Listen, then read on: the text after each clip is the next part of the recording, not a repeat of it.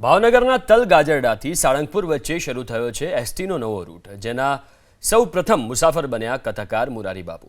મોરારી બાપુના હસ્તે નવા રૂટનું ઉદ્ઘાટન કરવામાં આવ્યું. તલગાજરડાથી સાળંગપુર મંદિર સુધી એસટી બસ સેવા શરૂ કરવા માટે વર્ષોથી માંગ હતી, જે પૂર્ણ થતાં કષ્ટભંજન દેવના દર્શન સ્થાનિકો માટે સરળ બન્યા.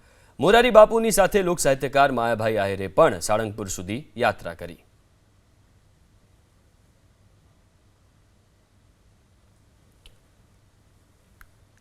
તો તલગાજરડાથી સાળંગપુર મંદિર સુધી એસટી બસ સેવા શરૂ કરવા માટે વર્ષોથી માંગ હતી અને હવે આ માંગ સંતોષાતા એસટી બસ સેવા શરૂ થતાં સ્થાનિકો માટે કષ્ટભંજન હનુમાન દાદાના દર્શન કરવા સરળ બનશે.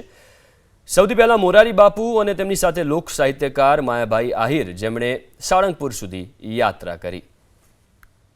તો તલગાજરડાથી સાળંગપુર મંદિર સુધી એસટી બસ સેવા શરૂ કરવા માટે વર્ષોથી માંગ હતી અને હવે આ માંગ સંતોષાતા એસટી બસ સેવા શરૂ થતાં સ્થાનિકો માટે કષ્ટભંજન હનુમાન દાદાના દર્શન કરવા સરળ બનશે.